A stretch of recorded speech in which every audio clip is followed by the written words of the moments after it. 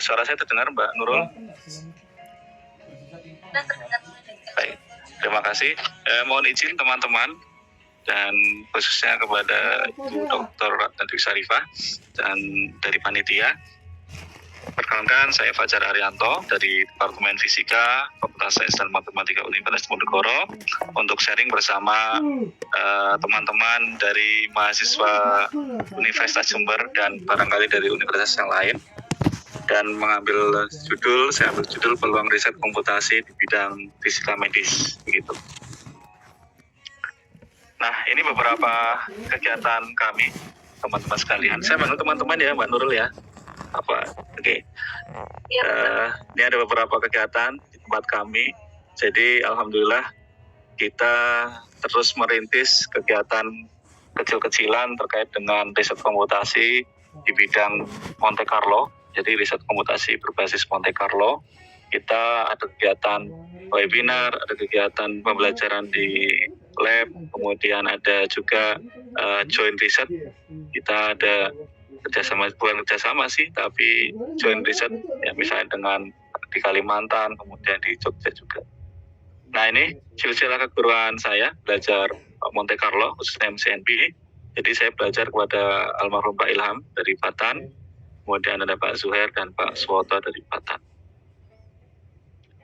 Teman-teman yang kami hormati, ini saya dari Universitas Diponegoro, tempatnya di Kota Semarang, yang ternyata cukup jauh dari Jember, yaitu sekitar 516 km.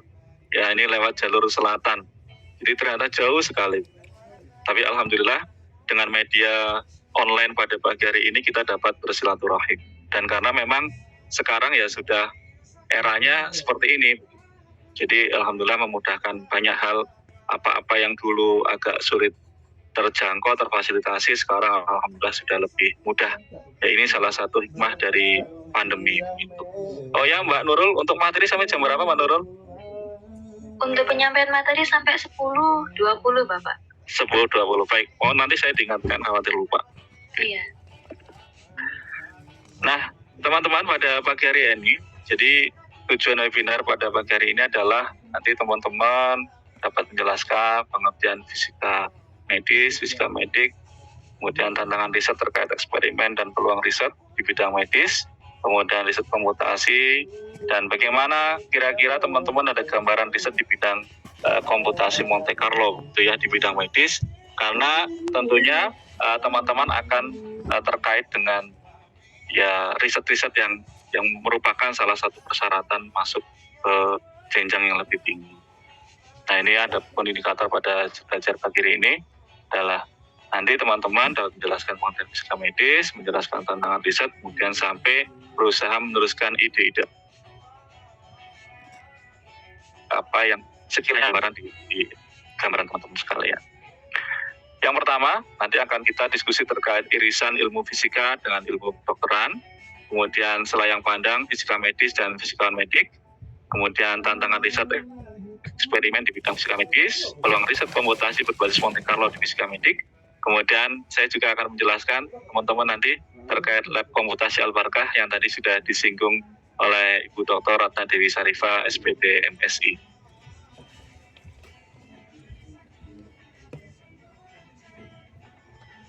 Oke, teman-teman yang kami hormati, jadi ternyata fisika ini kan banyak penerapannya, gitu ya. Jadi fisika yang kita pelajari sampai hari ini merupakan salah satu ilmu dasar yang pengembangannya sangat luas. Yang ternyata fisika dengan kedokteran ini mempunyai irisan. Nah, yaitu irisannya apa? Secara rumpun ilmu kita sebut dengan fisika medis. Gitu. Nah, ilmu ini yang sekarang sedang menjadi cukup booming. Gitu. Tadi Bu Dr. Ratna menjelaskan bahwa ternyata di daerah Jember dan sekitarnya kemungkinan ada kebutuhan tentang fisika medis itu yang belum tercukupi, ya. Kemudian juga di daerah yang lain juga demikian, dan ya itulah salah satu peluang ilmu fisika yang beririsan dengan kedokteran yang dinamakan fisika medis begitu.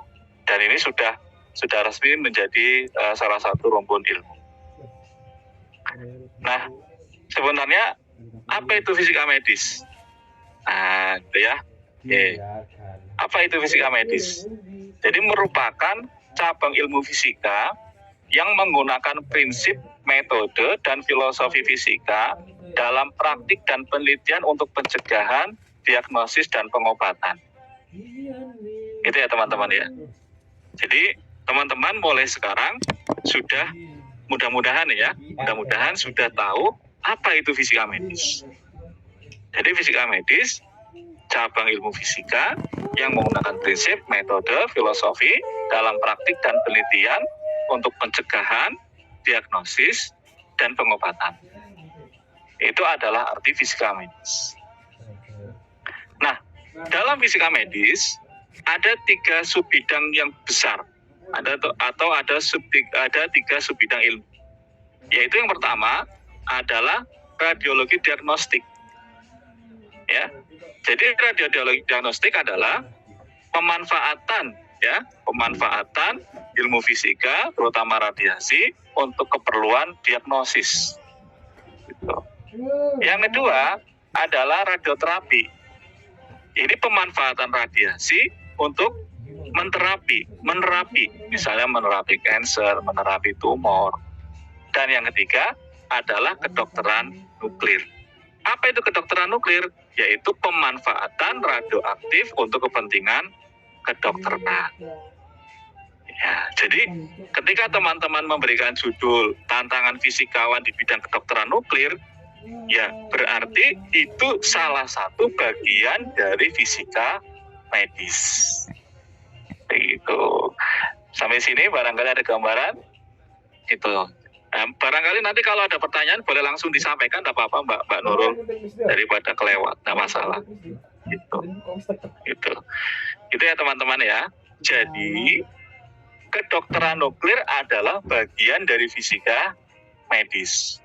Makanya di judul slide saya berikan judul fisika medis, bukan kedokteran nuklir ya, karena kedokteran nuklir bagian dari fisika medis. Jadi saya ulang, di fisika medis ada 3 subbidang ilmuwan atau 3 bidang yang mendasar. Itu apa saja? Diagnostik, radioterapi, dan kedokteran nuklir. Itu terkait fisika medis. Selanjutnya, kita mungkin pernah mendengar fisikawan medik. Ya, gitu ya, fisikawan medik. Kalau tadi fisika medis, sekarang fisikawan medik. Siapa itu fisikawan medik?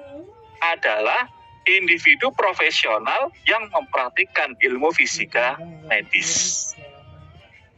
Itu. Kalau ada pertanyaan, tidak apa-apa Mbak Nurul, nanti bisa disampaikan. Nah, gitu ya teman-teman ya. Ada fisika medis, ada fisikawan medik. Nah, terus tugasnya apa? Pengukuran, estimasi, perhitungan jumlah radiasi yang diterima pasien dan staf medis, memastikan seluruh peralatan medis bekerja dengan baik, optimasi penggunaan radiasi, sampai penelitian dan inovasi metode dan peralatan terkait penggunaan besaran fisika di ranah medis. Berarti kalau seperti itu, di mana fisikawan medik bekerja? Di mana yuk?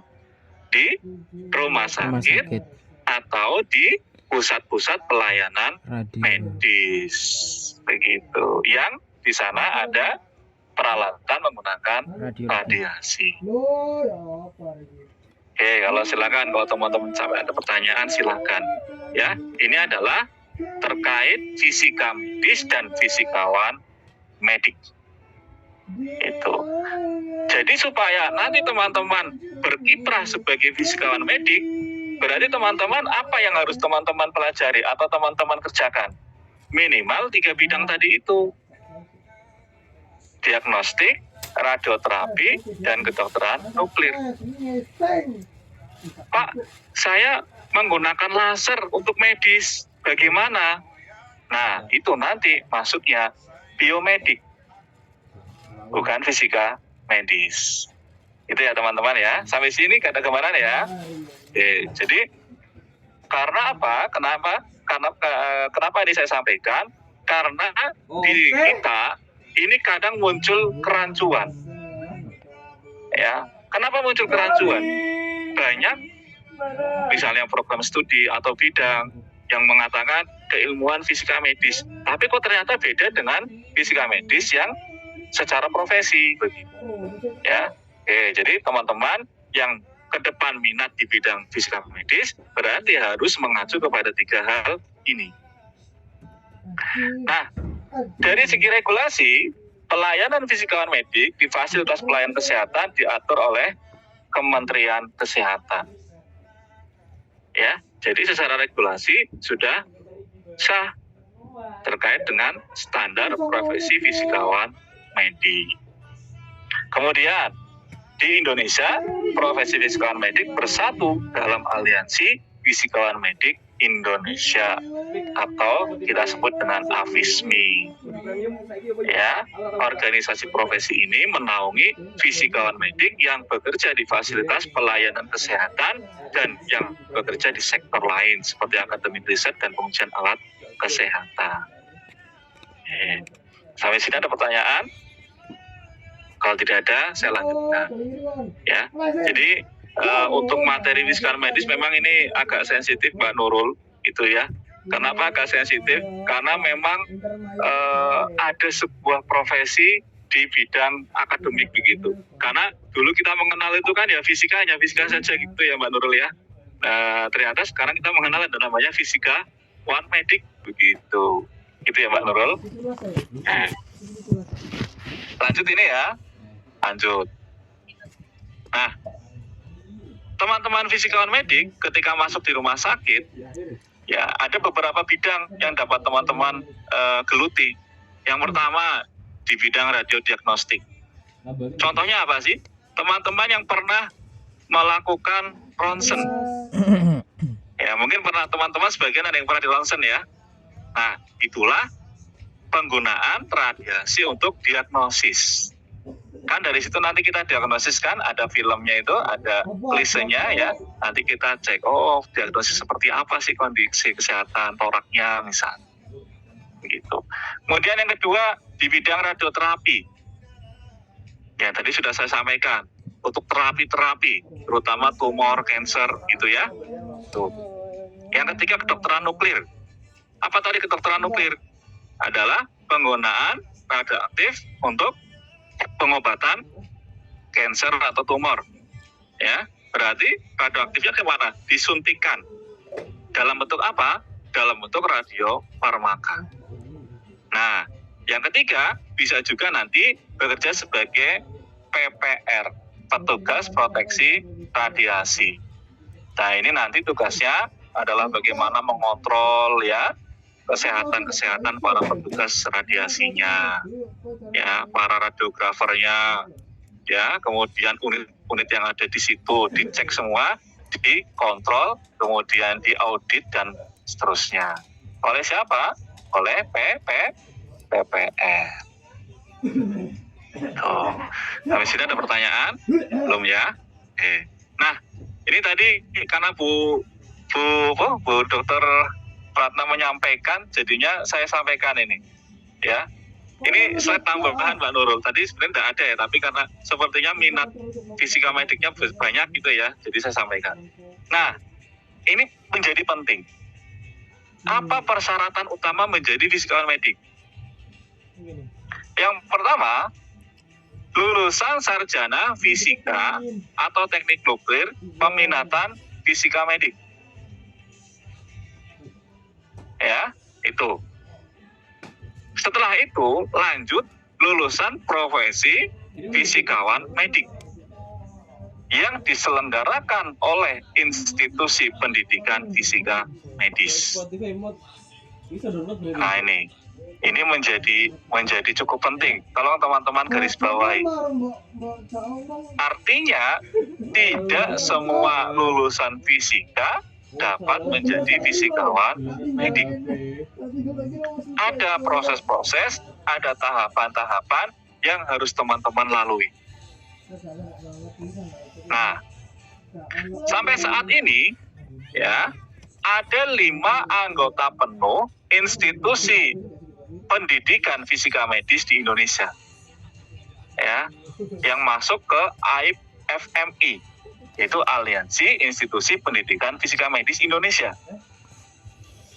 ya, dan ada 8 anggota muda, namanya ada ITS, UNAS, UNAR, UKSW, UGM, ya, Udayana, Andalas, Malang, begitu. Ya, ini adalah institusi pendidikan fisika medis Indonesia. Nah, ternyata Jember belum masuk. Itu, ternyata Jember belum masuk. Terus bagaimana nanti solusinya? Solusinya adalah teman-teman dari Universitas Jember nanti ambil S2 ya. Saya ulang, teman-teman dari Universitas Jember ambil S2 di salah satu universitas ini, ambil kepakaran fisika medik. Itu. Setelah itu ambil profesi fisikawan medik. Dan saat ini di Indonesia baru ada 1 kampus yang membuka profesi fisikawan medik, yaitu di Departemen Fisika Undip. Tuh, itu untuk kampus yang membuka pendidikan profesi fisikawan medik. Ya, mungkin nanti ini akan menimbulkan banyak pertanyaan ya, supaya nanti teman-teman ada gambaran. Pak, kalau saya minat fisika medik berarti nanti arahnya kemana nih? Nah, gitu ya. Ini mohon maaf teman-teman, ini saya tambahan ya, jadi beda dengan yang lain karena tadi menyampaikan sepertinya Mbak Bu Dr. Ratna ini banyak nih teman-teman yang di situ yang berminat. Nah, ini proses panjang teman-teman. S1 fisika medik, kemudian mengikuti training, ikuti fisikawan medik ya, dapat gelar profesi S2 dan seterusnya. Oh. Nah, ini level kompetensi menjadi fisikawan medik. Itu. Ya. Jadi nanti teman-teman masuknya di nomor 3 ini. Ya. Kenapa di nomor 3 ini? Karena kampus UNEJ sampai saat ini belum masuk anggota AIP FMI tadi. Begitu. Ya, jadi saya ulang teman-teman, nanti setelah lulus itu dari UNEJ, kemudian lanjut S2 ya di kampus tadi, yang jumlahnya ada berapa tadi? Ada 13, milih kepakaran fisika medis. Setelah itu ambil profesi fisikawan medik. Oke. Nah, itu teman-teman terkait dengan bagaimana sih ya tahapan singkat atau gambaran umum teman-teman dapat menjadi seorang fisikawan medik. Tuh, ya. Nah, terkait bidang fisikawan medik, tentunya ya ada riset-riset eksperimen yang para fisikawan medik kerjakan. Misalnya, nanti teman-teman ada skripsi, kemudian teman-teman ada PKL, ada KP. Mbak Nurul, di UNEJ ada mata kuliah terkait dengan fisika medik apa tidak? Fisika medis? Adanya itu tomografi, Bapak. Hal-hal seperti itu kan, yang kemungkinan nanti usahakan teman-teman ada PKL atau KP, begitu toh, supaya nanti menambah pengalaman terkait dengan bidang fisika medis. Nah, ini beberapa riset eksperimen terkait bidang fisika medis. Yang ini nanti dikerjakan oleh para fisikawan medik. Misalnya, ada pengecekan konsistensi keluaran foton dan elektron. Ya, dari modalitas penghasil foton dan elektron. Ya, konsisten enggak nih? Ya, keluarannya. Ini contohnya lagi, ya. Audit dosis untuk memastikan dosis yang diterima pasien sesuai dengan yang diberikan apa tidak. ya, ada pengukuran relatif, ya, PDD, ya. Ini adalah salah satu atau contoh-contoh riset eksperimen di bidang fisika medis. Jadi intinya apa? Intinya adalah teman-teman yang nanti minat menjadi fisikawan medik, ya mulai mengenal apa saja sih nanti yang dikerjakan di rumah sakit. Nah, untuk mengenal itu, teman-teman ya bisa melakukan KP. Kalau di UNES namanya KP atau apa Mbak Nurul? Kegiatan ini. KP atau apa ya? Kuliah. Kegiatan yang apa Bapak? Kuliah yang kuliah di luar kampus seperti di rumah sakit atau di perusahaan, namanya apa? Magang kayaknya ya. Magang. Oh, namanya magang. Oh iya, baik. Kalau di Undip namanya kerja praktik. Itu mata kuliah pilihan. Gitu ya. Untuk menambah. Juga. Okay. Oh sama, oke, baik. Untuk menambah apa ya, soft skill, menambah pengalaman. Nah, tapi teman-teman, riset seperti tadi, riset eksperimen itu punya banyak tantangan. Ya, punya banyak tantangan. Yang pertama apa? Akses rumah sakit atau fasilitas penyedia peralatan. Artinya kan teman-teman harus membutuhkan alat-alat tadi itu. Betul kan? Masuk nggak Nurul? Masuk nggak kira-kira? Betul kan? Iya, benar. Iya, betul. Nah, teman-teman harus butuh peralatan itu tadi kalau eksperimen. Ya, kalau di situ ada. Kalau ternyata nggak ada, misalnya, mohon maaf, misalnya ada teman-teman yang dari nan jauh di sana, misalnya, di situ nggak ada rumah sakit, atau nggak ada fasilitas kesehatan, atau nggak ada peralatan tersebut, kan repot. Gitu. Ya, itu tantangan pertama. Apalagi biaya pelaksanaan. Teman-teman harus bayar kan ke rumah sakit. Berapa untuk kegiatan magang misalnya. Plus akomodasi. Ya, bayar nginepnya, makan, transportasi. Sementara di kampus juga masih punya kos-kosan. Ya. Jadi intinya teman-teman biayanya akan banyak. Apalagi administrasi. Masuk rumah sakit tentunya teman-teman tidak langsung masuk, ya kan? Teman-teman harus membuat surat, proposal, itu. Apalagi, ya tentunya antri. Coba, kalau ada 100 mahasiswa yang minat, rumah sakitnya hanya 1. Ngantri nggak kira-kira? Ngantri. Dan teman-teman harus tahu bahwa rumah sakit itu ada tipe-tipenya. Tidak semua modalitas ada di sebuah rumah sakit. Contoh, ada rumah sakit yang memiliki linek. Ada rumah sakit tipe misalnya yang masih rendah sekali, lineknya sedang proses pengadaan atau mungkin belum ada bahkan, misalnya seperti itu. Kemudian MRI dan seterusnya. Ya, itu. Jadi ngantri. Apalagi, ya kurang fleksibel secara tempat dan waktu. Misalnya, KP ternyata disetujuinya bulan kuliah atau sedang aktif kuliah. Ternyata teman-teman harus kuliah dan seterusnya. Nah, terus yang terasa sekali apa kemarin kondisi khusus pandemi COVID-19 kemarin.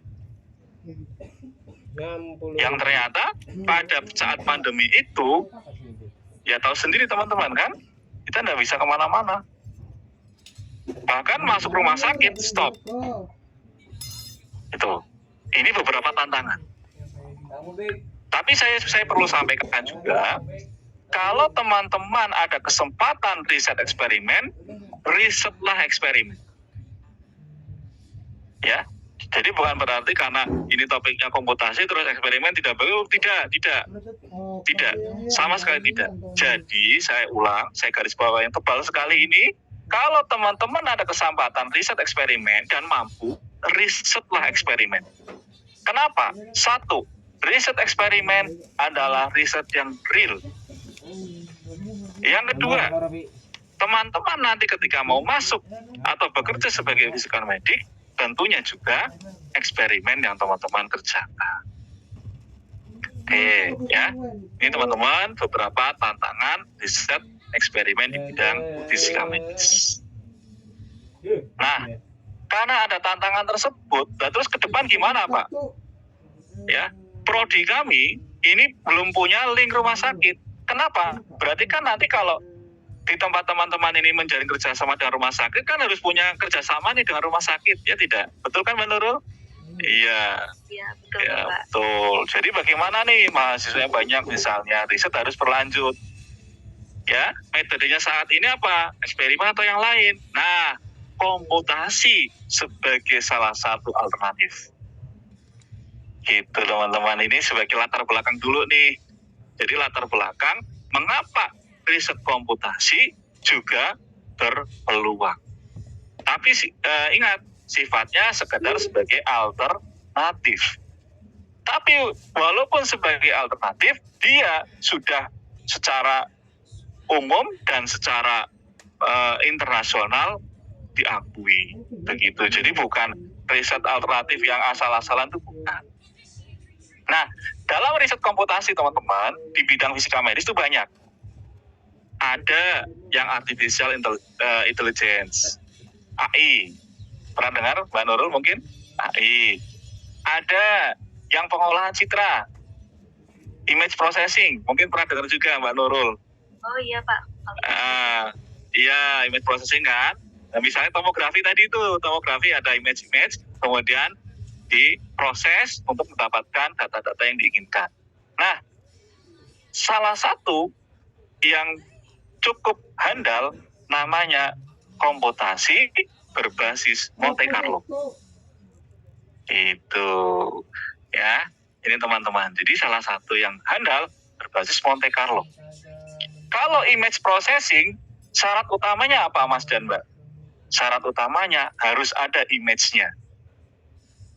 Betul, Mbak Nurul? Iya, betul sekali Bapak. Iya, kalau tidak ada image, tidak bisa diproses. Nah, komputasi Monte Carlo mampu merekonstruksi sebuah eksperimen menjadi sebuah pemodelan. Jadi misalnya, Mbak mau riset linek secara komputasi, maka Mbak Nurul bisa membuat sistem linek, bisa membuat sistem phantom, sampelnya atau manusianya, kemudian diukur dosis dan seterusnya. Itu makanya Monte Carlo ini salah satu metode yang paling handal, ya. Bukan salah satu paling handal, berarti paling handal lah ya, paling handal di dunia. Tuh. Untuk non image processing loh ya.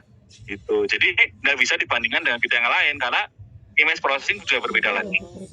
Itu. Jadi sama-sama bagus. Nah, berbicara Monte Carlo, ini pemodelan yang banyak sekali aplikasinya teman-teman. Banyak sekali. Jadi teman-teman nggak perlu terlalu wah gitu ya. Gitu. Wah, Monte Carlo wah enggak. Ya, karena banyak aplikasinya. Ya, dan di mana-mana ada. Misalnya di bidang hukum ada, finance ada, komputer grafik ada, dan salah satunya adalah fisika tentunya. Ya, itu. Nah, ini kita masuk ke metode Monte Carlo. Jadi teman-teman sekalian, Monte Carlo itu nama metode dalam komputasi. Itu ya teman-teman ya. Jadi mohon digarisbawahi nih pakai stabilo ini. Jadi Monte Carlo adalah nama metode komputasi. Mbak Nurul mengenal komputasi apa aja metodenya misalnya? Atau nama-nama istilah dalam komputasi lah istilahnya. Pernah dengar apa aja? Ada misalnya Rangkuta, pernah dengar? Oh iya. Newton-Raphson gitu kan? Pernah dengar itu ya? Nah, ini salah satu adalah Monte Carlo. Nah, ya. Jadi terutama digunakan menyelesaikan permasalahan yang rumit, ya, yang sulit diselesaikan menggunakan metode perhitungan deterministik, ya, dilaksanakan dengan cara menyimulasikan peristiwa probabilistik tunggal yang terjadi dalam suatu proses, ya, itu. Nah, metode Monte Carlo ini yang dia basisnya adalah statistik itu sesuai dengan kenyataan pada aslinya atau kenyataannya.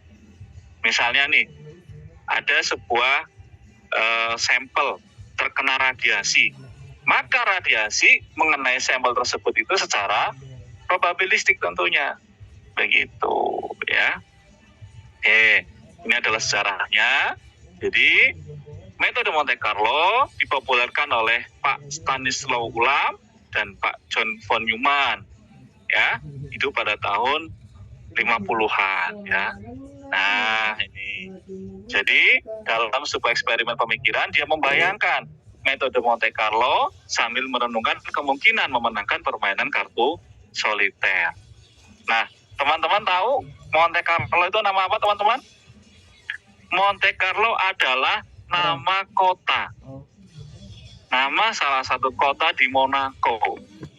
Yang merupakan di sana adalah kota besar yang banyak kegiatan kasino. Begitu ya. Jadi karena permainan kasino itu, permainan soliter itu identik dengan probabilitas, maka akhirnya nama kota itulah yang mengilhami menjadikan nama metode komputasi ini disebut dengan nama metode Monte Carlo. Tuh. Nah, ini hanya perbandingan. Ya. Misalnya nih teman-teman, kita menghitung ya luasan berwarna Tosca ini. Dengan matematis teman-teman masih gampang. Mbak Nurul pasti cepat sekali ini. Ya, itu kan Mbak Nurul? Ya, ini matematis. Bisa jadi berarti bisa tidak ya. Bisa jadi. Ini matematis teman-teman. Yang kedua, deterministik trapesium. Masih ingat Mbak Nurul? Kuliah di komputasi. Nah, untuk menghitung luas, maka luasan yang Tosca ini dipotong menjadi kecil-kecil. Berupa apa nih? Trapesium. Ya, kemudian dijumlahkan. Ya, oke. Nah, pendekatan Monte Carlo, Mbak Nurul ini dan teman-teman sekalian, ini menggunakan koin. Ya, ini gambarannya, aslinya ya pasti tidak lah ya. Aslinya pasti tidak menggunakan koin. Nah, jadi koin ini kita ibaratkan partikel. Ya, ini adalah partikel yang mengenai warna Tosca ini, kemudian ada partikel yang di luar warna Tosca.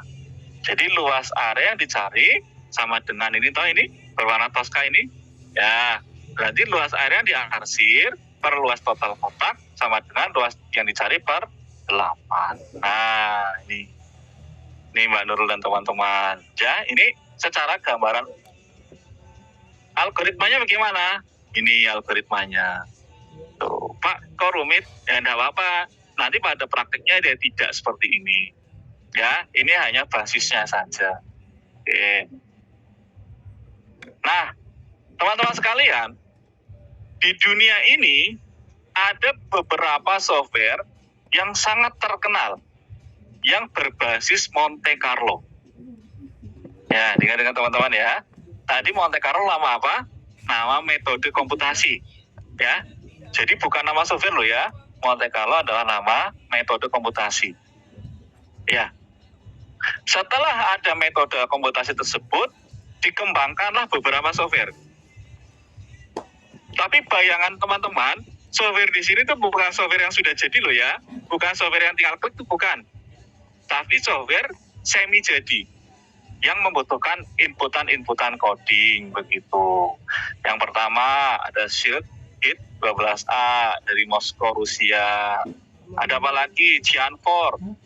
Nah, ini terkenal di Eropa. Ya, ini produk dari CERN. Kemudian apa lagi? Fluka dari CERN juga. Apa lagi? EGS NRC. Ya, teman-teman mungkin pernah dengar. Ya, EGS NRC. Pernah dengar? Pernah ya sekarang ya. Nah, ya ada lagi PITS. Nah, ini PITS ini yang lagi populer. Ya, PITS ini dia produk dari Jepang. Dia lahir tahun 2006. Nah, kakek buyutnya Monte Carlo adalah ini. MCNP. Itu teman-teman. Apa bedanya? Shield, PITS, EGS, Gianfor itu free teman-teman. Ya, berlisensi free. Kalau MCNP dia non free plus berlisensi.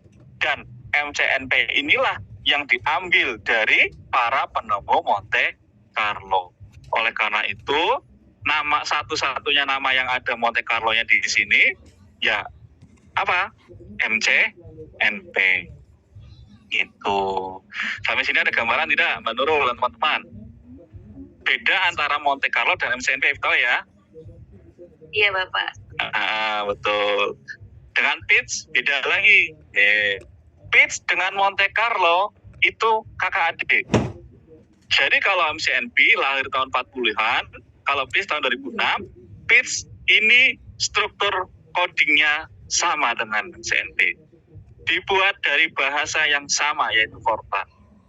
Begitu. Bedanya MCNP ini dari Amerika, Pitts dari Jepang. Nah sekarang di Indonesia cukup banyak nih penggunaan Pitts. Kenapa? Ya karena dia free. Gitu. Jadi Mbak Nurul bisa dengan mudah mendapatkan Pitts, insya Allah. Begitu. Oke, sampai sini ada gambaran teman-teman ya. Pak, bagaimana dengan MATLAB dan lain-lain? Oh ini beda lagi, sudah beda lagi, ya, beda. Oke. Nah, ini beberapa gambaran teman-teman. Jadi kita bisa mensimulasikan banyak partikel.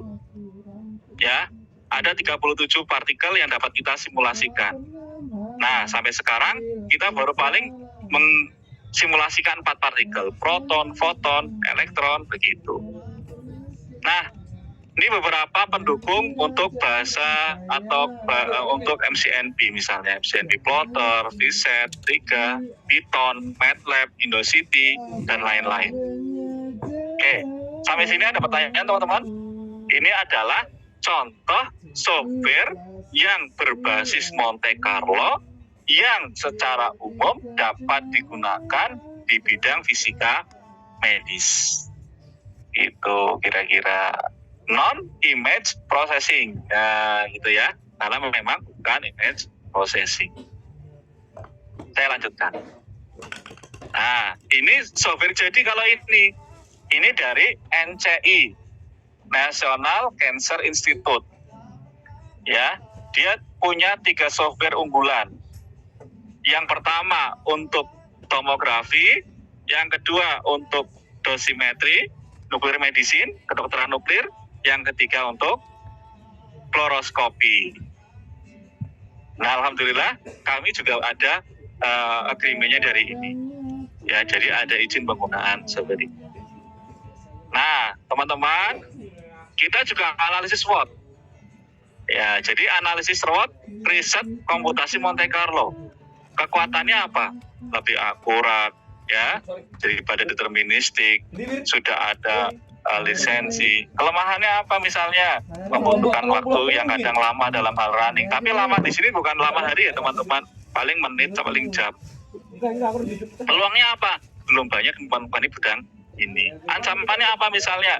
Ya, MCNP berlisensi, tapi Pitts berlisensi dan free. Artinya apa teman-teman? Ketika sebagian orang lain mengerjakan eksperimen, itu ya, sebagian juga bisa mengerjakan komputasi. Bisa dipahami sampai sini kira-kira ya? Ada kebayang ya Mbak Nurul ya? Gitu. Jadi artinya Mbak yang dari Jember bisa melakukan riset-riset komputasi di bidang fisika medis. Kalau Mas dan Mbak misalnya terkendala riset secara eksperimen. Gitu. Nah, ini kita terus mencoba mengenalkan ya Monte Carlo kita kenalkan supaya apa? Supaya sebagian dari mahasiswa ini dapat terbantu. Apalagi pas pandemi kemarin ya teman-teman ya. Pas pandemi itu sangat terasa kan? Gitu. Dan alhamdulillah kami tetap bisa membantu meluluskan dari mahasiswa. Bahkan kami meluluskan mahasiswa yang kami tidak pernah bertemu secara tatap muka. Gitu. Hanya secara online saja lulus, online saja lulus. Dan hasilnya ya tidak main-main ya. Salah satu parameternya adalah publikasi ilmiah tentunya seperti itu. Jadi teman-teman yang sibuk, Mbak Nurul sibuk nggak kira-kira nih? Ya, sibuk nggak? Tipikal yang sibuk dari Mbak Nurul? Sibuk sedikit. Sibuk sedikit, nggak masalah. Sambil nyuci, ngoding, ngeran, sambil jualan, ngeran, gitu toh. Mbak Dahlia juga bisa nih, Mbak Dahlia sambil mungkin masak, boleh ngeran, gitu kan. Nah, nanti bisa sharing nih dengan Bu Dr. Ratna Dewi Sarifah ini. Dia juga kan bidang komputasi, pasti merasakan bagaimana kemudahan di bidang komputasi. Ya, tapi jangan diingat-ingat pusingnya ya, diingat-ingat salah satu kemudahannya lah. Nah, ini beberapa contoh penerapan nih Monte Carlo nih. Banyak sekali teman-teman sekali. Nah, ini contohnya. Yang sebelah kiri. Tahu nggak teman-teman ini apa ini yang sebelah kiri? Foto apa ini? Foto apa? Tahu nggak? Ini adalah foto reaktor. Reaktor nuklir di Bandung. Namanya reaktor Triga. Yang sebelah kanan alat apa ini teman-teman? Tahu nggak kira-kira? Scan apa ya? Kebayang nggak yang ini? Namanya LINAC. Linear Accelerator. Nah, ini kita modelkan. Nih, yang bawah ini adalah hasil pemodelan Triga. Yang kanan ini bawah adalah model LINAC. Sampai sini ada gambaran, Mbak Nurul. Jadi kita menggambarkan LINAC tapi secara model. Gitu. Ya. Nah, Pak, apakah nanti ini gambarnya ngarang, parameternya ngarang? Oh ya tidak tentunya. Ya pasti tidak lah ya. Mbak Nurul kan sudah belajar, ada komputasi di sana ya Mbak Nurul ya? Iya, ada Bapak. Ya pasti sudah paham lah. Nah, bagaimana? Apakah pemodelan penting bagi hilirisasi produk riset? Oh tentu ya. Ini kalau kita berbicara soal hilirisasi produk. Ya, terus ini teman-teman, yang sering ditanyakan.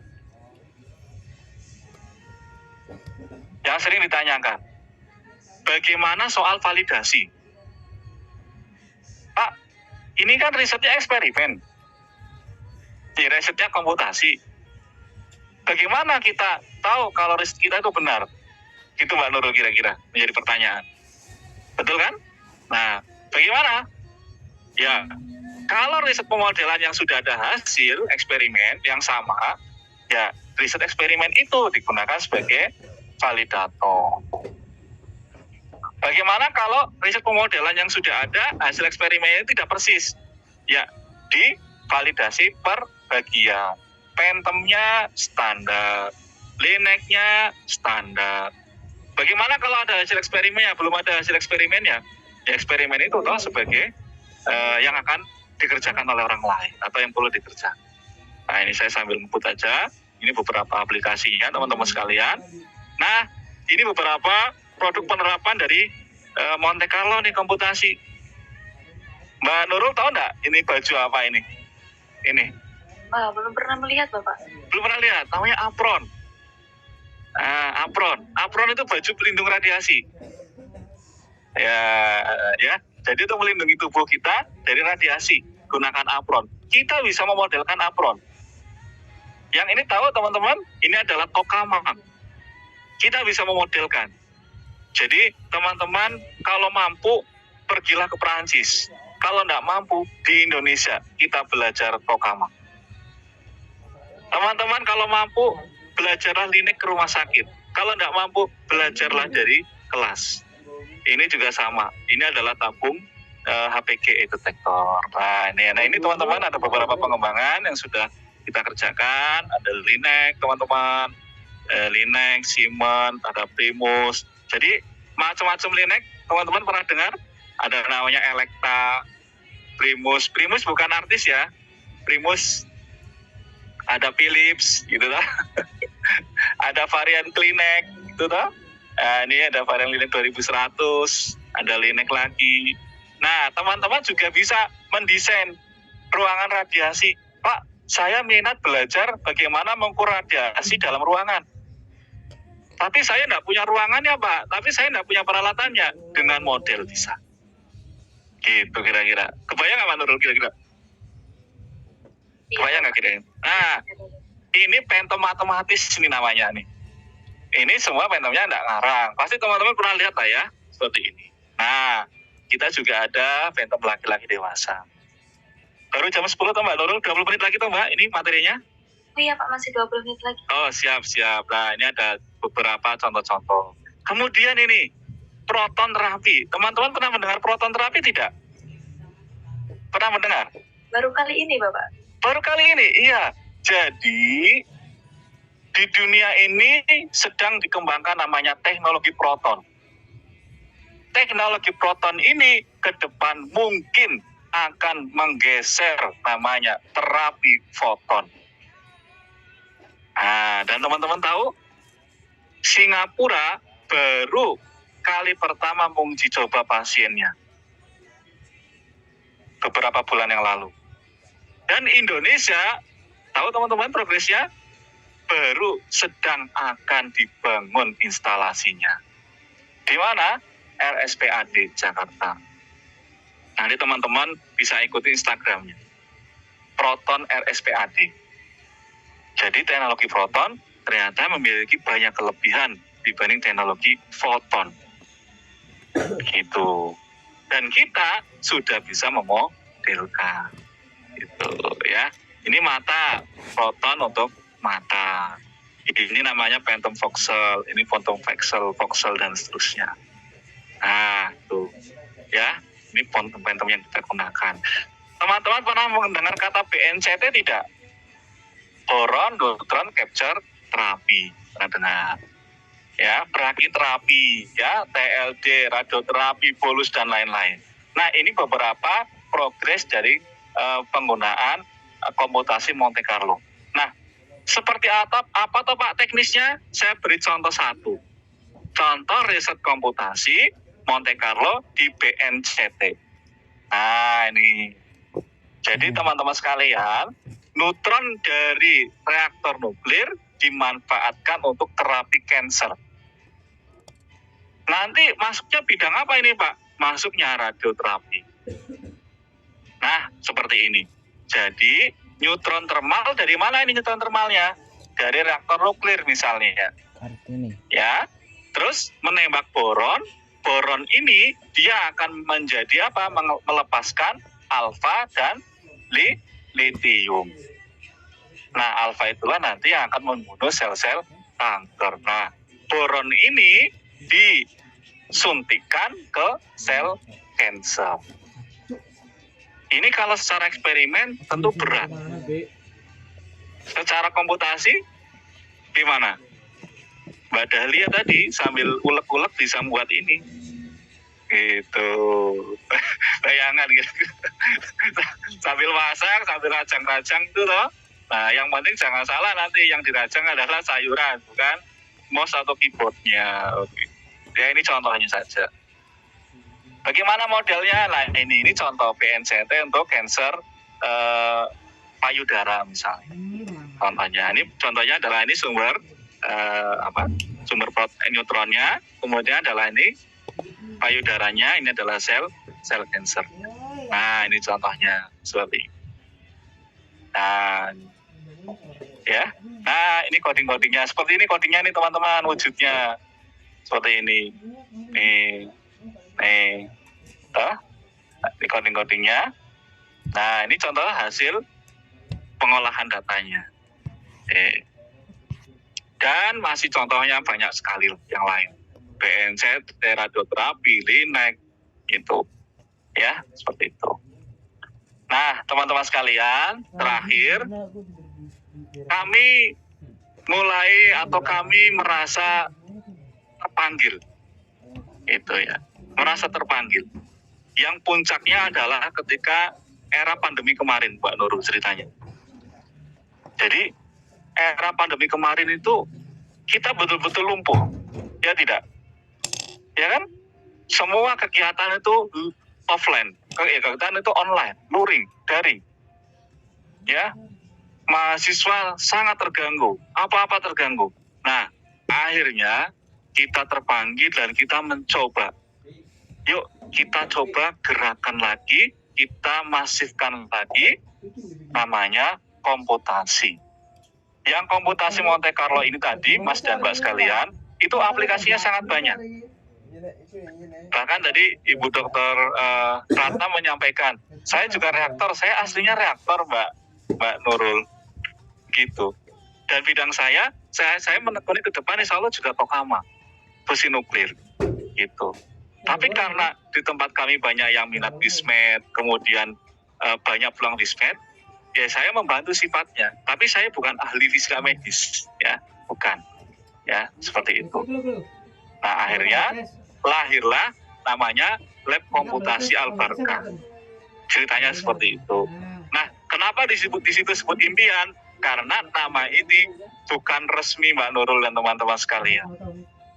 Ya, jadi bukan resmi, namanya bukan komputasi Al-Barakah. Kenapa namanya Al-Barakah? Ya supaya ini berkah saja, makanya Al-Barakah saja. Nah, ini salah satu tujuan kami, ya, atau yang mendasarinya. Biaya penelitian terbatas, fleksibilitas. Mbak Nurul tahu tidak biaya riset eksperimen? Contohnya untuk MRI, Magnetic Resonance Imaging. Satu data saja Mbak Nurul, biayanya itu 2,5 juta rupiah. Wow, besar sekali ya Pak. Ya, betul. Betul. Ya. Belum lagi linek, belum lagi yang lain. Ratusan ribu misalnya. Buat Phantom, kemarin mahasiswa kami buat Phantom sederhana, slab Phantom, water Phantom, itu 2 juta rupiah. Nah, kalau seperti itu ya kasihan mahasiswa, ya tidak? Nah, tapi kalau Mbak Nurul mampu, ya eksperimen lah, gitu kan? Seperti itu. Kemudian juga ada sisi yang lain, yaitu apa? Kebanyakan riset di kita itu berhenti di perpustakaan, ya apa tidak? Gitu, ya kan? Nah, Ya. bagaimana supaya riset-riset itu sampai ke pabrik? Jadi, kita ada tantangan hilirisasi produk riset. Ini motivasi yang kedua. Oh bisa Pak? Iya. Jadi riset-riset tadi yang secara eksperimen kita belum kerjakan secara eksperimen, kita modelkan dulu. Coba bayangkan, kalau Mbak Nurul membuat kipas angin sistemnya trial dan error, biayanya banyak nggak Mbak Nurul? Iya, tentu saja banyak Bapak. Tentu, misalnya Mbak Nurul ingin mengubah model baling-balingnya, ya kan? Buat baling-baling, produksi, di riset. Mahal kan biayanya kan?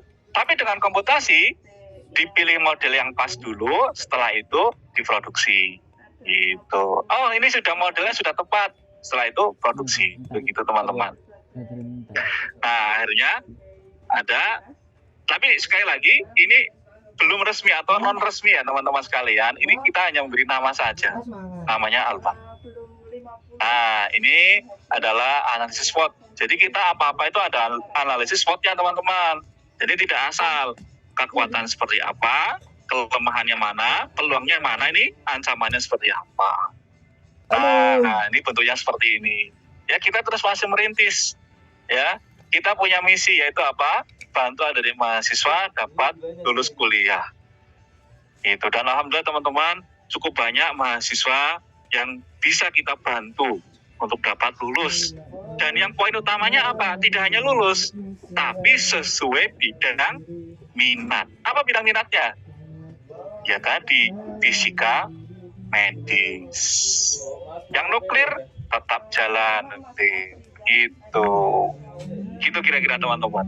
Ya, jadi teman-teman yang minat fisika medis, kemudian terhambat fasilitas, dengan ini kita bisa fasilitasi. Gitu. Nah, kita punya roadmap teman-teman tentunya, ya, nggak asal muasal nih. Kita punya cita-cita, kita punya tujuan, kita punya perencanaan teman-teman. Mudah-mudahan seperti itu. Nah, ini beberapa divisi ini juga impian teman-teman ya, ini impian. Nah, ini beberapa contoh penggunaannya. Terus, nah ini fasilitasnya teman-teman. Alhamdulillah dari yang tidak ada sama sekali, alhamdulillah sekarang sudah lumayan, ya cukup mewah lah. Gitu. Dan kita gunakan selasar ruang dosen. Jadi pertama ruangan saya jadikan lab. Jadi saya tidak punya ruangan teman-teman. Ya, saya tidak punya ruangan. Kemudian selasar itu kita jadikan untuk tempat diskusi dan jadikan ruangan. Nah ini beberapa program kerja, ya belum semua berjalan, betul. Dan ini teman-teman, ya salah satu agenda rutin kita, ya. Dan ini sedang berjalan, yaitu agenda pembelajaran komputasi Monte Carlo batch 2 semester ganjil, ya. Jadi kemarin kita sudah ada pendaftaran Agustus dan sekarang kita masuk September dan insya Allah Desember Januari dan teman-teman bisa lulus. Jadi ada beberapa program skripsi, program KP, boleh gitu. Dan teman-teman ini bisa secara full luring, daring maupun hybrid. Itu bahkan kita ada yang dari UI, dari Universitas Lambung Mangkurat, ada dari Untan, ini sekarang sedang berjalan, kemudian dari UIN Jogja, bahkan kita sudah meluruskan beberapa itu.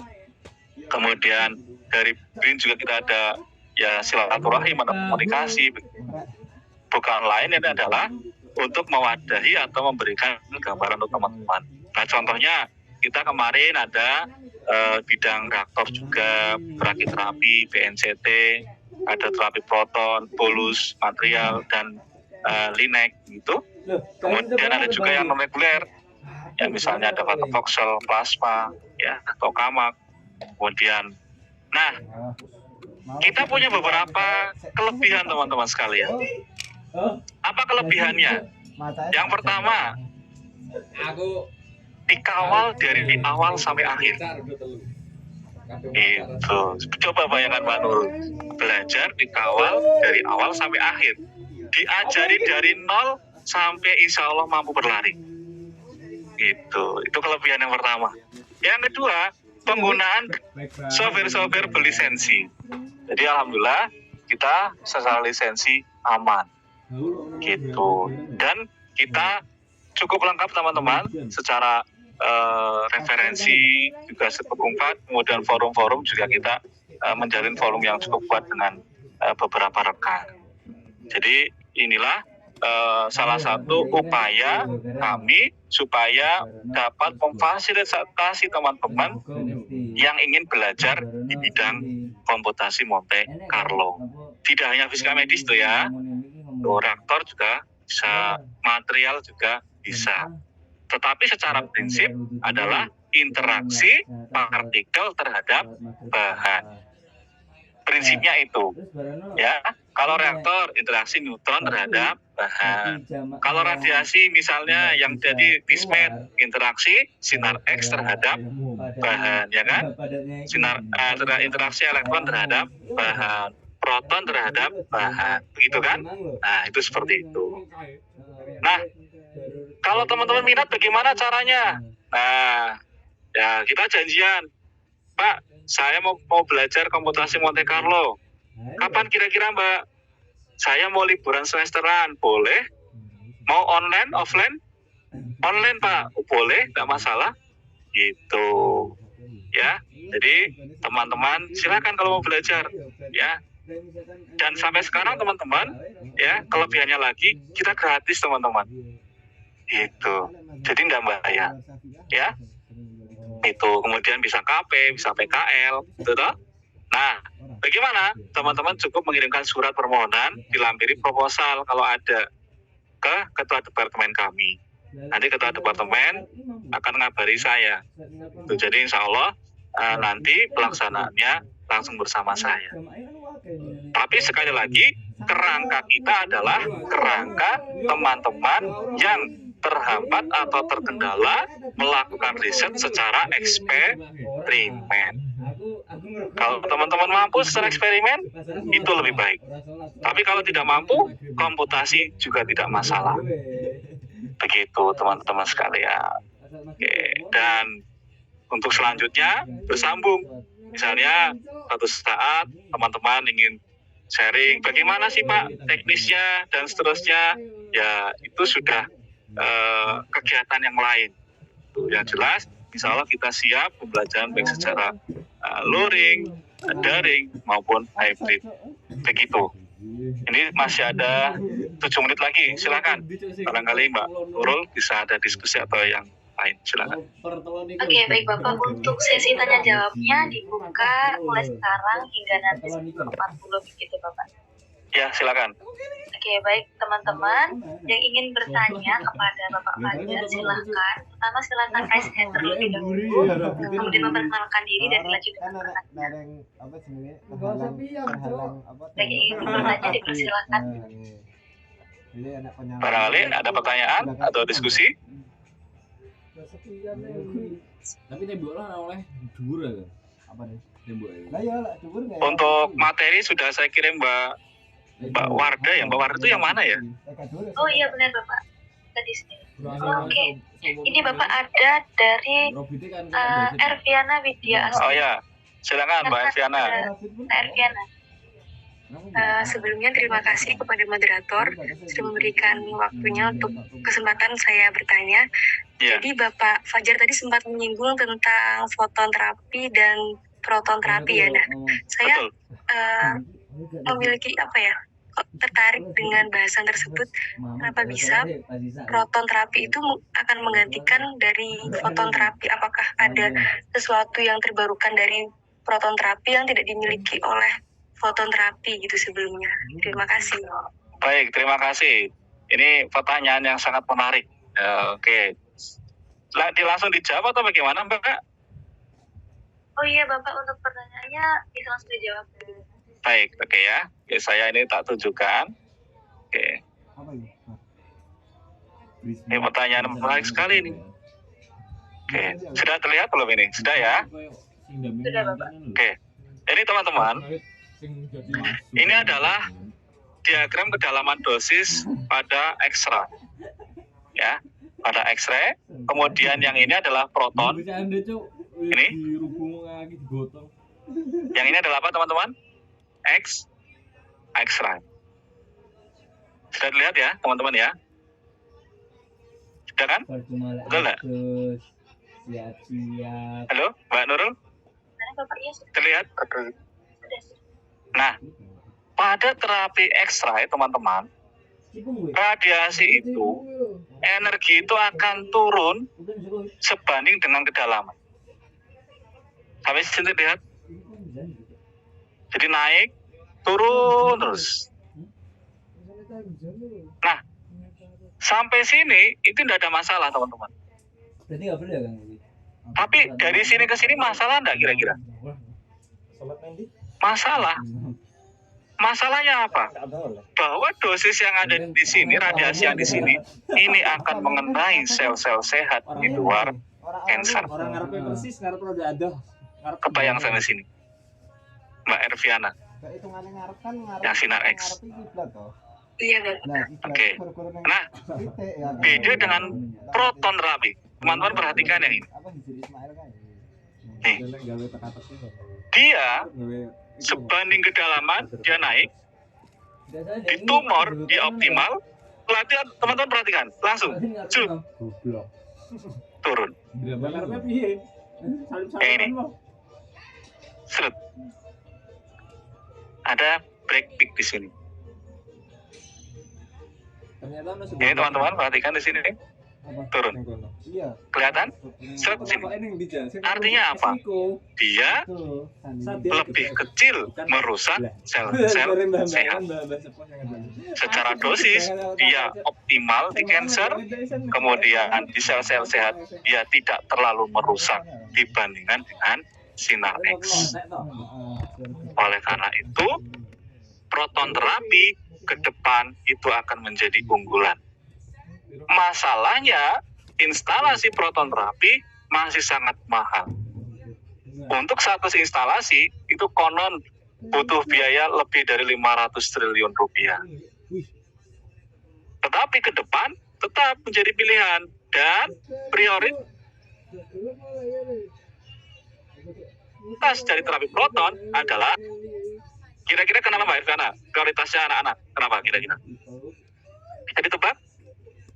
Karena anak-anak itu selnya masih bertumbuh gitu, regenerasi selnya. Betul, ya. Di samping itu, anak-anak diharapkan memiliki harapan hidup masih yang lebih lama. Gitu. Jadi, saat ini diterapkan untuk anak-anak. Begitu Mbak Erviana, pertanyaan yang sangat menarik. Iya Bapak, terima kasih sangat menjawab. Sama-sama. Oke, coba kira-kira kalau Mbak Erviana melakukan eksperimen ini mau di mana coba? Wong di Indonesia aja baru dibangun pondasi. Mungkin kalau misalnya ada kesempatan ya, tadi Bapak sempat menyinggung di Singapura kan malah sudah dilakukan tes gitu ya. Nah itu mungkin bisa kalau ada kesempatan. Iya. Dan oh iya, ini teman-teman, ini salah satu bekal. Jadi kalau teman-teman nanti studi, misalnya keluar Eropa, ya, Jepang dan lain-lain, teman-teman punya bekal komputasi Monte Carlo, ini ternyata punya peluang yang besar. Begitu. Jadi ini pengalaman. kemarin ada teman yang mencari tempat untuk LPDP, S2, S3 juga ada. Ternyata ditanya, kamu bisa komutasi Monte Carlo? Seperti itu. Ya, kenapa? Karena memang di luar, terutama ya Eropa, Amerika, Jepang itu komputasi ya sebenarnya punya apa ya, kans atau punya prioritas yang tinggi begitu. Kalau di kita kan relatif eksperimen ya, yang lebih unggul gitu ya. Kalau di luar negeri, sebagian luar negeri setahu saya tidak. Ya sama-sama bagus lah, eksperimen bagus, kemudian model bagus. Gitu. Jadi kalau Mbak Erviana tadi minat belajar seperti ini, kemudian pergi ke luar negeri, ya sekolah S2 misalnya, insya Allah akan memberikan poin lebih kalau bisa komputasi Monte Carlo. Dan Singapura baru uji coba, Mbak. Berarti kalau secara riset ya mungkin belum boleh, ya apalagi mahasiswa riset, dan siapa objeknya kan seperti itu. Karena baru uji coba beberapa bulan yang lalu. Kalau Anda percaya, Mbak nanti bisa browsing di Google. Kalau nggak salah itu pasiennya dari orang Timur Tengah kalau nggak salah. Satu pasien. Begitu, Mbak Erviana. Mungkin ada yang lain? Silakan. Oke, baik. Sebelumnya mungkin dari Mbak Erviana, apakah ada feedback? Dari saya sendiri cukup dan sangat menjawab. Terima kasih sekali lagi. Ya, sama-sama. Silakan, teman-teman. Ada yang lain? Ya, teman-teman, bagi yang ingin bertanya, dipersilahkan untuk raise hand terlebih dahulu. Tuh. Jadi, saya sangat berharap teman-teman mulai memahami, khususnya ini ya, teman-teman yang minat menjadi fisikawan medik. Karena pengalaman saya, itu banyak yang, mohon maaf, tanda kutip itu jadi putus harapan begitu. Karena dikiranya menjadi fisikawan medik itu mudah, ternyata panjang prosesnya. Ya, jadi karena instansi teman-teman ini belum tergabung ke tadi FMI, maka ya nanti Anda perlu S2. Ya, S2 di kampus yang ada 13 kampus tadi itu. S2 ambil kepakaran Fismed. Setelah itu Anda kuliah lagi nanti profesi Fismed. Gitu. Itu Mbak Nurul. Ada lagi? Baik, Bapak, ini ada dari Ibu Rata Dewi Syarifah. Monggo Ibu dipersilahkan. Oke, terima kasih. Mohon maaf Pak Fajar, saya ingin bertanya sesuatu. Silakan, Bu.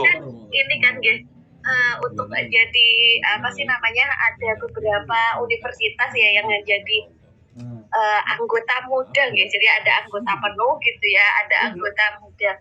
Nah, kan tadi kalau saya pahami itu berarti kalau yang dari anggota ya, dari anggota AFISMI ya, itu berarti bisa langsung ini ya Pak, bisa langsung ini ya, sertifikasi gitu, maksudnya bisa langsung ngambil fisikawan medisnya ya, tidak perlu S2 ya berarti ya. Betul. Jadi kalau tadi lulusan S1 tadi Ibu langsung ambil profesi. Oh, langsung. Nah, betul. Apakah ada ini Pak, kan ini UNED belum nih, jurusan fisika UNED kan belum jadi ini ya. Apakah ada, gimana sih Pak cara menjadi anggota muda sekali gitu ya? Tadi kan ada anggota muda. Baik.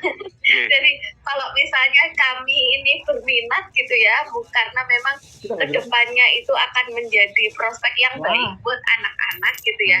Kira-kira bagaimana sih Pak cara menjadi, kalau misalnya kita tertarik pengen jadi nggak usah S2 dulu, tapi bisa langsung profesi. Betul. Terima kasih Bu Ratna. Ini pertanyaan yang penting ini untuk ada di mahasiswa, tolong yang penting ya dari mahasiswa ya, ini penting sekali. Jadi tadi ada anggota muda. Anggota muda ini adalah anggota yang baru bergabung. Salah satunya adalah UNAN kemarin yang dimotori oleh Mbak Yani, mungkin Mbak Ratna kenal juga ya, Bu Ratna.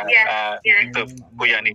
Jadi nanti silakan kontak tim di Fismed di kami, nanti boleh kami berikan nomor telepon, namanya Pak Zainal ada, Pak Zainul ada, itu bahkan ketua AFISMI-nya saja itu alumni dari Undip yang di UI sekarang, dia adalah alumni dari Undip.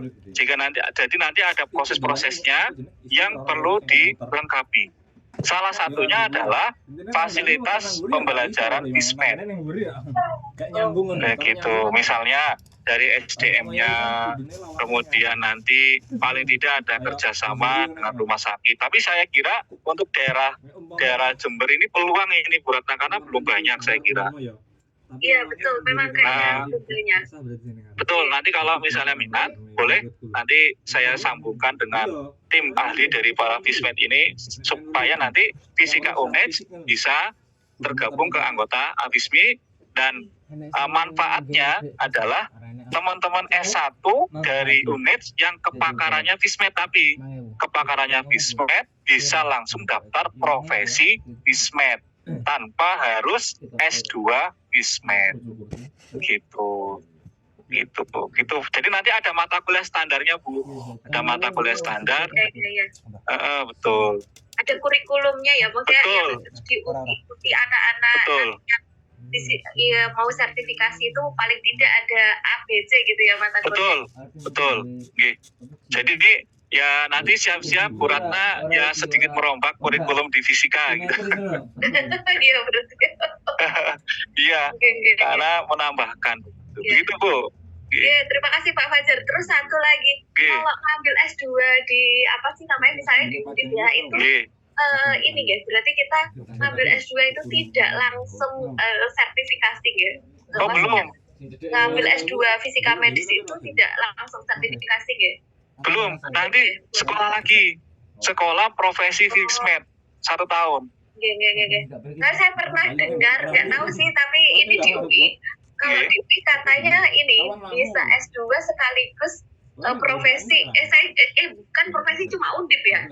Terus apa ya kemarin itu S2 sekaligus dapat sertifikat apa gitu loh, Pak Fajar. Saya lupa. Ini saya mau izin saya share screen dulu ini. Iya, monggo silakan. Jadi memang ini teman-teman sudah terlihat ini teman-teman ya.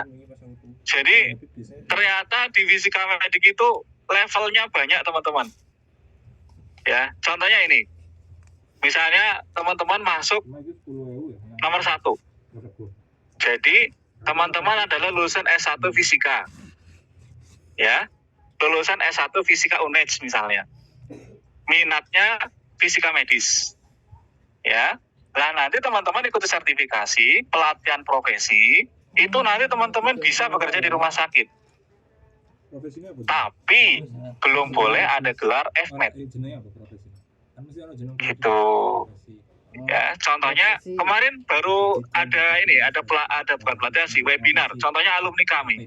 Alumni kami itu sekarang ada yang menjadi fisikawan medik di Sarjito, Yogyakarta. Beliau bekerja sebagai fisikawan medik. Tetapi beliau tidak berhak menyandang gelar FMed. Begitu, karena belum profesi. Begitu Mbak. Sama ini dengan ini Bu, nomor 2. Nomor 2 misalnya, sama ini S2 Fismed. Gitu. Nah, ini dia. Fisikawan medik, tapi gelarnya tidak boleh ada tambahan FMed. Betul. Tapi boleh bekerja sebagai FMed. Boleh bekerja tapi gelarnya tidak ada tambahannya ini ya. Betul Bu. Betul. Oke, terima kasih. Mungkin itu Pak Fajar dari saya. Sama-sama Bu. Saya kembalikan ke moderator. Semoga Sama-sama. bisa bergabung ke AFISMI dan ini menjadi anggota muda-muda sekali. Betul Bu. Ayo Bu, kemarin Bu Yani itu ngebut itu alhamdulillah terus jadi anggota muda sekarang. Coba nanti saya tak coba kontak Bu Yani juga. Bagaimana prosesnya, Betul. Ada lagi Mbak? Oh ini ada di chat ini. Iya Pak, ada 2 pertanyaan di chat. Oh ya. Muhammad Rifki, izin saya bacakan ya Pak. Ya. Bapak izin bertanya, apakah bisa dijelaskan perbandingan antara MCNP dan PHITS? Mungkin keterbatasan tiap software yang mungkin jadi pertimbangan untuk menentukan software mana yang digunakan. Terima kasih. Oh ya, baik, terima kasih Mas Rifki, pertanyaan yang bagus ya. Jadi apa sih perbandingan utama MCNP dengan PITS? Saya jelaskan dulu kesamaannya. Ya. Jadi MCNP, Mas Rifki mana ya? Ini ada enggak Mas Rifki? Oh ya, Mas. Ya, jadi gini Mas Rifki. MCNP adalah software berbasis Monte Carlo yang dia lahir pertama kali atau tertua di dunia. Itu ya, yang dia dilahirkan langsung dari lab yang menggunakan metode Monte Carlo. Ya, kalau Mas Riki pernah dengar film Oppenheimer, di sana ada lab RNL, ada Project Manhattan, ada Project Bom Nuklir. Nah, MCNP adalah salah satu software yang terlibat langsung di bom nuklir Hiroshima dan Nagasaki. Dia berbasis Monte Carlo. Ditulis menggunakan bahasa pemrograman Fortran. Oke, itu MCNP. Yang kedua, PITS. Ya, mungkin kalau teman-teman merasakan Jepang dengan Amerika itu kan ya bisa dikata bersaingan gitu ya, bersaing. Jepang tidak mau kalah saing. Jepang membuat software senada tahun 2006 ya, yang dipromotori oleh Jaya, ya patannya Jepang bekerjasama dengan Kyuzo, melahirkan namanya PITS. PITS adalah software berbasis metode Monte Carlo juga, yang dibuat menggunakan bahasa yang sama dengan MCNP, yaitu Fortran. Gitu. Nah, secara keunggulan, ya, secara keunggulan, kalau PITS itu sudah relatif lengkap. Artinya lengkap itu fitur-fiturnya, maksudnya lebih praktis-praktis. Gitu ya, fiturnya praktis. Sementara MCNP ini relatif agak sedikit jelimet. Tahu jelimet ya, bahasa jelimet ya, sedikit jelimet. Ya, yang kedua, PITS itu berlisensi dan gratis. Sementara MCNP berlisensi dan mendapatkan lisensi itu tidak mudah, teman-teman, plus berbayar. Begitu. Yang ketiga, PITS dapat beredar luas. Sementara MCNP hanya ya mungkin kelompok-kelompok tertentu ya yang disetujui oleh mana? Amerika. Kenapa? Karena dikhawatirkan dapat disalahgunakan. Ya. Kelemahannya apa? Kalau PITS relatif sedikit lebih sempit penggunaannya dibanding MCNP. Kalau MCNP luas sekali, Mas Rifki. Reaktor, bahkan teman-teman harus tahu bahwa pertama digunakan itu untuk reaktor nuklir sebenarnya. Itu karena tadi terkait dengan bom atom Hiroshima Nagasaki. Ya, kalau fitur kemudian apa? Pembelajarannya. PITS itu pembelajarannya terbuka. Modul-modul, contoh-contoh, semua sudah sangat lengkap disediakan. Adapun MCNP tidak. MCNP itu relatif sangat privat. Begitu. Ya. Terus, Pak, saya mau pilih yang mana berarti kalau seperti itu? Ya, monggo silakan. Ya, monggo silakan.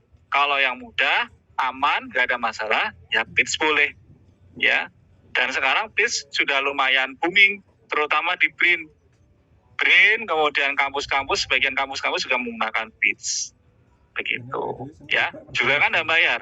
Yang penting teman-teman punya email instansi. Ya, punya kan Mbak Nurul kan email kampus?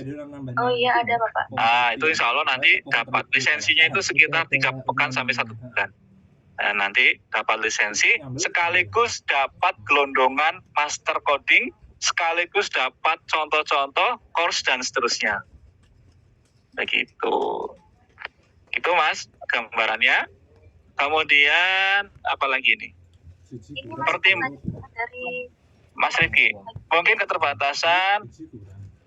Oh ya, satu lagi.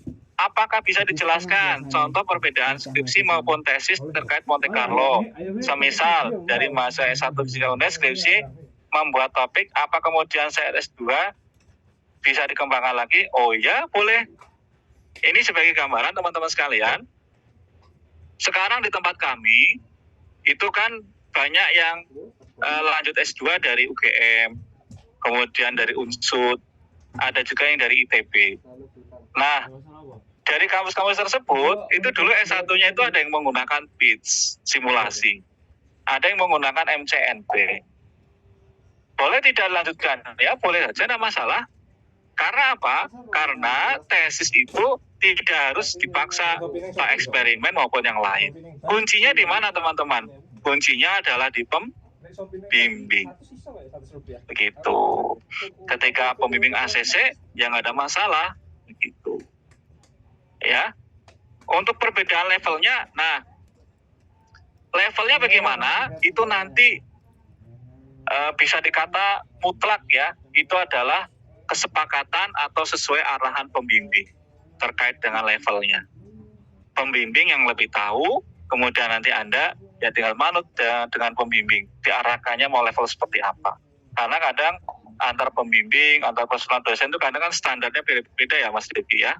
Gitu. Tapi gambarannya ya gini gambarannya. Misalnya Mas Rifki ambil topik tentang brakiterapi. Ya nanti S2 brakiterapi yang ditingkatkan misalnya penggunaan radioaktif yang berbeda-beda plus misalnya bisa dibandingkan antara yang satu ini PITS, yang satu MCNP. Bisa juga kalau ada eksperimennya. Jadi ketika nanti S2 ditambah eksperimen. Karena kalau di sini lumayan dekat juga rumah sakit yang ada fasilitas tersebut. Itu. Seperti itu. Misalnya Linek, pas S1 eksperimen, ya nanti pas S2 eksperimen ditambah model ditambah eksperimen. Eksperimennya sebagai validator atau untuk memvalidasi dari riset pemodelan. Kira-kira gambarannya seperti itu Mas Rifki. Bagaimana Mas Rifki? Ya Mas Rifki mungkin ada feedback. Sama satu lagi Pak. Iya. Apa terdengar ya? Ya terdengar. Silakan. Kembali lagi kan kalau semisal apa ya radioterapi kan saat ini kan memang lagi banyak dikembangkan terkait penggunaan jenis partikelnya. Misal tadi ada yang proton, tapi ada juga kayak karbon apa yang UV ion gitu Pak. Yang betul. Karbon juga ada. Iya betul. Kan lagi software tuh terbatas juga Pak, ada yang cuman 3 partikel, kalau nggak salah di HC generasi kan gitu. Betul. Yang PIT sama MCNP gimana Pak? Jumlah partikel? MCNP 37 jenis partikel. Bisa. Jadi partikel elementer bisa. SSS. Kalau termasuk yang ion tadi Pak? Iya, heavy ion bisa. Nah, Anda sudah tahu itu? Jangan-jangan Anda sudah pernah menggunakan itu? Yo dari diantara sembuh dan satu hari. Oh gitu. Oh iya. Iya, kalau nggak salah itu. Iya. Karbon. Iya, betul. Nah, ini hanya gambaran teman-teman ya. Ini sekedar cerita tambahan. Jadi kemarin ada teman dari kami itu ikut workshop ini plasma di Thailand. Ya. Jadi Thailand teman-teman itu rutin mengadakan workshop tentang plasma itu tiap tahun. Jadi teman saya ini ketika di sana itu ada menyinggung kata MCNP begitu. Menyinggung kata MCNP. Kemudian ketika ditanyakan, ternyata MCNP itu memang sudah familiar. Nah, ternyata teman saya itu baru tahu bahwa seperti MCNP dan teman-temannya itu sangat familiar dalam dunia plasma, dalam dunia komputasi. Kemudian saya jawab, iya memang gitu. Jadi artinya pemodelan Monte Carlo itu sangat ini teman-teman, sangat punya posisi yang cukup tinggi. Begitu ya. Itu Mas Rifki. Ada lagi silakan. Oh iya, cukup Pak. Alhamdulillah sangat. Ya, silakan. Ada lagi Mbak Nurul? Barangkali? Sepertinya tinggal 1 menit lagi Bapak untuk sesi tanya jawab. Oh gitu. Oh paling ini. Paling ini mungkin Mbak Nurul ini tambahan terakhir. Jadi kan Pak, ini saya misalnya mau belajar komputasi Monte Carlo. Nah, spesifikasi seperti apa begitu biasanya itu yang ditanyakan. Laptopnya begitu kan? Oh, enggak masalah teman-teman. Jadi laptop seperti apapun silahkan, yang penting bisa nyala loh ya. Bukan laptop rusak dipakai itu, yang penting bisa nyala. Dan di sini ada fasilitas menggunakan TeamViewer teman-teman. Jadi bisa menggunakan komputer lab kami, teman-teman bisa mengoperasikan dari jauh. Yang penting syaratnya ada, satu ada internet, yang kedua ada laptop. Begitu. Jadi untuk running, untuk belajar, menggunakan komputer kami, teman-teman yang mengoperasikan begitu. Itu karena mahasiswa itu juga beragam ya teman-teman ya, ada yang speknya tinggi, ada yang belum tinggi begitu. Begitu, Mbak Nurul, barangkali cukup. Iya Bapak, karena kita memang terbatas waktunya. Ya, Jadi baik. kami mohon maaf sekali. Baik. Sesi yang seru ini harus selesai sampai saat ini. Baik. Berarti ini saya akhiri atau bagaimana? Oh iya Bapak. Baik, terima kasih teman-teman sekalian. Terima kasih kepada Ibu Dr. Ratna Dewi Sarifah, SPD MSI, kepada Mbak Nurul, kepada panitia, kepada Himafi yang telah mengundang dan berdiskusi. Mudah-mudahan bermanfaat. Dan insya Allah teman-teman kalau ada waktu, ada kesempatan, teman-teman mau belajar silahkan. Pak, saya mau belajar sendirian, boleh, begitu. Kan luring daring, nggak ada masalah. Gitu. Yang penting teman-teman yang merasa ada kendala, ya silakan, ayo kita belajar bersama-sama. Tapi tolong digarisbawahi pesan saya, selama teman-teman ada kesempatan riset eksperimen, bereksperimenlah. Tapi kalau ada kendala, ya berkomputasilah, gitu ya. Karena apa? Komputasi Monte Carlo itu punya posisi yang bagus, dan alhamdulillah teman-teman, lulusan MCNP kami, Monte Carlo kami juga banyak kok yang sekarang kerja di fisikawan medis. Terima kasih, saya Fajar Arianto dari Undip, mohon maaf, banyak kekurangan, dan sukses selalu panitia dan teman-teman semuanya. Assalamualaikum warahmatullahi wabarakatuh. Waalaikumsalam warahmatullahi wabarakatuh. Terima kasih Pak Fajar. Sama-sama, Bu, terima kasih. Baik teman-teman semuanya, kita sudah berada di penghujung acara inti rute keempat pada pagi hari ini. Saya selaku moderator mengucapkan terima kasih kepada Pak Fajar Arianto yang sudah sharing dengan kita semuanya. Dan saya mengucapkan terima kasih juga kepada Ibu Dr. Dewi Ratna Sarifah, serta teman-teman yang sudah antusias dan berpartisipasi pada nyutok keempat hari ini. Saya selaku moderator pamit undur diri. Mohon maaf apabila ada kesalahan kata dan perbuatan. Terima kasih. Wassalamualaikum warahmatullahi wabarakatuh. Saya kembalikan lagi ke MC. Terima kasih kepada moderator yang telah mendampingi selama sesi penyampaian materi dan tanya jawab. Baiklah teman-teman, kita lanjutkan acara kita dengan acara selanjutnya, yaitu pengisian link kuesioner dan absensi. Dihimbau kepada seluruh peserta webinar Noto kali ini untuk dapat mengisi link kuesioner dan absensi yang telah tercantum pada chat Zoom di bawah ini. Waktu yang diberikan untuk pengisian link kuesioner dan absensi adalah 5 menit. Anjir, enek.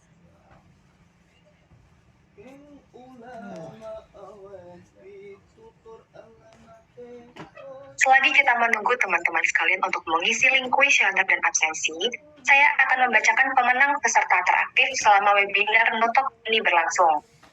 Pemenang peserta teraktif pada webinar kali ini adalah Erviana Widya Astuti dan Muhammad Rifki.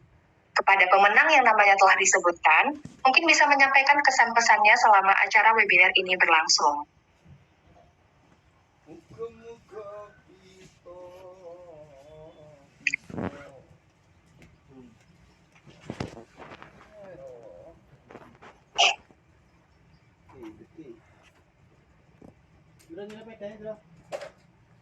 Nih.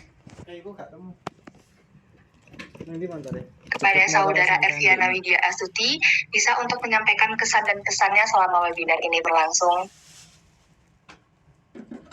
Terima kasih atas kesempatannya dan mungkin sebutan teraktif ya. Saya sendiri belum merasa aktif karena hanya menyampaikan satu pertanyaan seperti itu. Nah, pesan-pesan saya di sini Nyutok kali ini sangat berkesan bagi saya karena saya kalau Nyutok yang tahun-tahun lalu saya sendiri masih belum paham atau masih asing dengan bahasan di materi yang biasanya disampaikan oleh narasumber. Tapi di sini saya dikit sudah mulai paham apa yang dibahas gitu, karena mungkin ya saya sudah menempuh beberapa mata kuliah yang memang ada hubungannya dengan materi yang disampaikan oleh Pak Fajar sendiri. Dan pesannya mungkin untuk New Talk selanjutnya lebih seperti ini kan, fisika medis kan karena banyak orang yang minat, jadi itu memberikan kesan sendiri bagi orang-orang. Nah, mungkin untuk New Talk selanjutnya lebih mencari topik yang diminati dengan banyak orang seperti itu. Terima kasih. Terima kasih kepada Saudara Erviana karena telah menyampaikan kesan dan pesannya. Mungkin kepada Saudara Riki bisa menyampaikan kesan dan pesannya. Baik, terima kasih atas kesempatannya. Sebelumnya, kesan yang diperoleh dari acara New Talk kali ini juga alhamdulillah sangat menarik topiknya. Seperti yang kita ketahui juga bahwa Pak Fajar ini sejak awal-awal pandemi juga udah mulai mengenalkan kegiatan pelatihan MCNP di UTIP, dan emang terlihat beliau sangat berpengalaman di bidangnya. Banyak sekali pelatihan-pelatihan dan pengenalan terkait MCNP dibawa oleh beliau. Jadi kebetulan memang hari ini juga sangat membuka wawasan kita terkait penelitian berbasis MCNP. Kemudian pesannya mungkin ke depan saya kurang tahu juga ya acara YouTube ini orientasinya apa, tapi mungkin bisa juga kita melakukan kegiatan workshop yang terarah, misal seperti pengenalan dasar MCNP, mungkin ada terkait kartu data kalau nggak salah, ada coding-codingnya gitu kalau nggak salah. Mungkin itu juga bisa jadi hal yang bisa dikenakan buat acara-acara New Talk ke depannya. Mungkin itu dari saya, terima kasih. Baik, terima kasih kepada para pemenang yang telah menyampaikan kesan dan pesannya. Untuk para pemenang bisa menghubungi panitia untuk pengambilan hadiahnya. Silakan hubungi nomor yang yang tertera pada chat Zoom di bawah ini. Baiklah teman-teman sekalian, tidak terasa kita telah sampai di penghujung acara. Penyampaian kesan pesan yang dilakukan oleh para pemenang tadi adalah tanda penutup bahwa acara webinar kali ini telah selesai. Terima kasih atas partisipasi teman-teman semua. Semoga acara tadi dapat memberikan ilmu yang bermanfaat bagi kita semua. Saya Atika Aziza selaku pembawa acara pada webinar kali ini pamit undur diri. Assalamualaikum warahmatullahi wabarakatuh. Waalaikumsalam warahmatullahi wabarakatuh. Terima kasih Pak Fajar.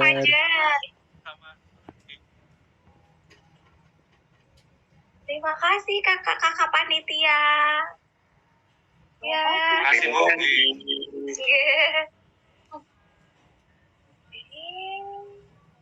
Itu siapa?